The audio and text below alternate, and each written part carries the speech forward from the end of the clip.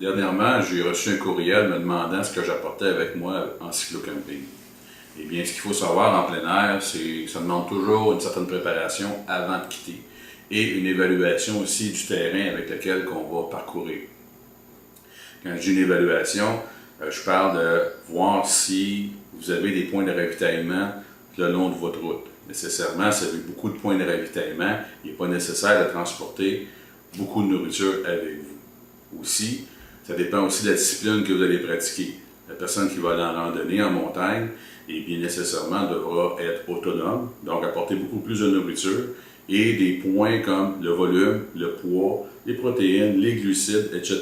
vont devenir des facteurs importants pour la personne en randonnée en montagne.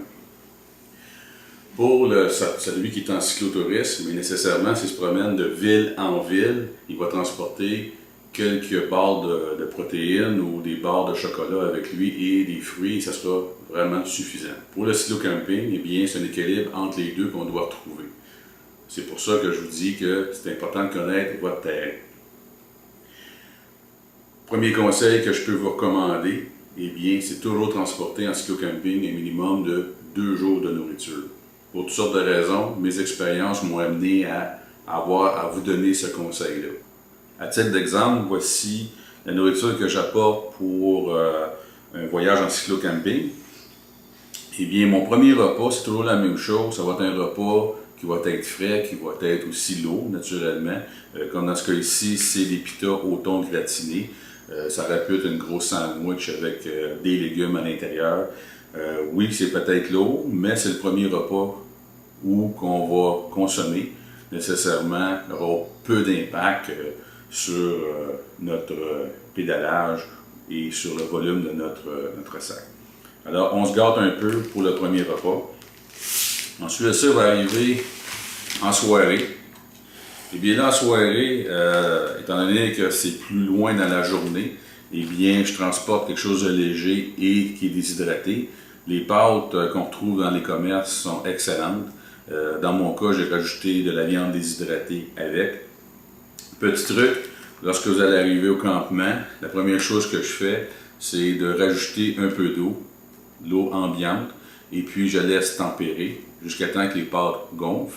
Par la suite, eh bien, à l'aide de mon réchaud, je vais pouvoir faire chauffer de l'eau et rajouter dessus mes pâtes qui vont me faire une soupe taille ou un bouillon si on veut, qui a l'avantage de manger les pâtes, mais en même temps de prendre beaucoup de liquide avant d'aller se coucher.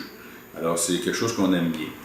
Le truc que je vous ai donné, eh bien, c'est parce que souvent à l'occasion, ce que je vois en camping, c'est que les gens vont faire bouillir 2 tasses d'eau chaude, puis les insérer à l'intérieur, et bien nécessairement, vous venez de consommer beaucoup de carburant inutilement.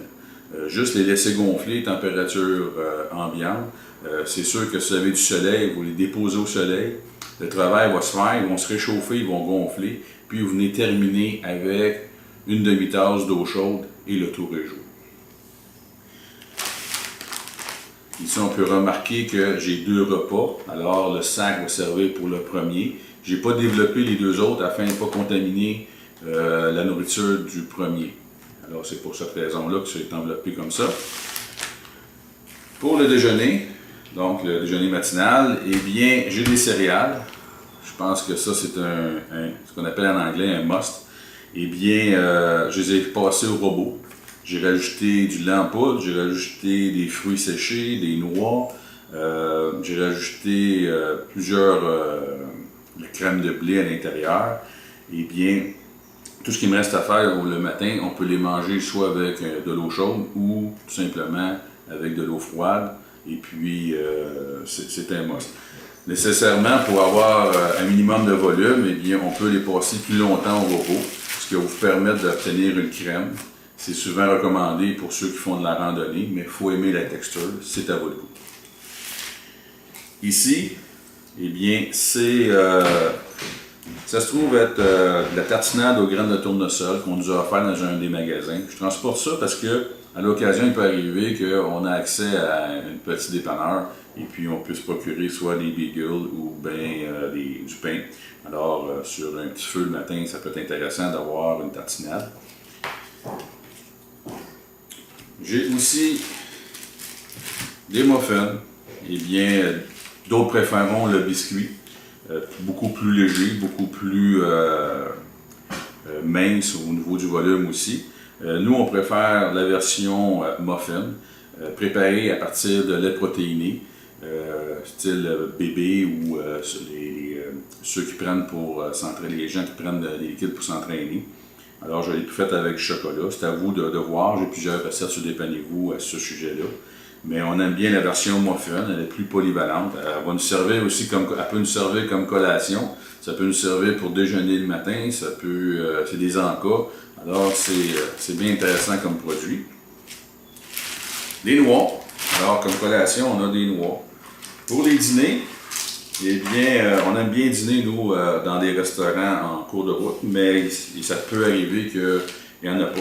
Alors, on a des barres comme celle-ci, des peu protéinés qu'on a emprunté à notre fille, mais des barres Mars ou Snickers vont faire très bien l'affaire, ils vont être beaucoup moins dispendieuses aussi.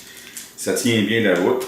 C'est un bon produit, mais comme il y a du chocolat à l'intérieur, eh bien, je recommande toujours de les envelopper dans un linge. Comme ça, le chocolat va moins fondre dans vos sacoches. J'ai des barres de fruits pour la route. J'ai des s'mores. Bon, il existe les s'mores qu'on achète guimauve, beurre de peanut, palette de chocolat Hershey, ceux qui connaissent la recette. Mais il existe aussi des s'mores comme celle-ci.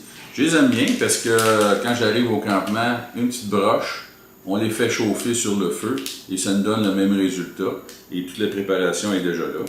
Donc, comme dessert, des s'mores. Pour ma conjointe, de la vodka, donc de l'alcool pour relaxer le soir, elle aime bien ça. Ici, au niveau noir et chaud, qu'est-ce que j'ai? J'ai de l'alcool pur et nécessairement pour faire cuire les aliments et non pour la boire. Nos 2 cuillères qui s'insèrent un dans l'autre, mes cuillères préférées qu'on trouve dans les restaurants thaï. Sel, poivre. Qu'est-ce que j'ai là-dedans? J'ai mon réchaud. J'explique comment le fabriquer sur Dépannez-vous. J'amène toujours du carburant S-Bit qui peut m'aider à démarrer un feu, mais aussi qui pourrait être utilisé pour faire réchauffer une tasse de thé à l'occasion. Des pastilles aquatables. Un briquet-bic. Un couteau Opinel.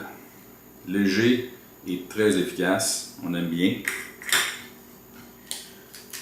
Ici, j'ai du jus en poudre qui peut servir autant pour une préparation de thé le soir ou pour un jus le matin ou lorsqu'on est obligé de boire de l'eau qui a un arrière-goût et puis on peut le cacher avec ce petit produit-là qui est du Crystal Light.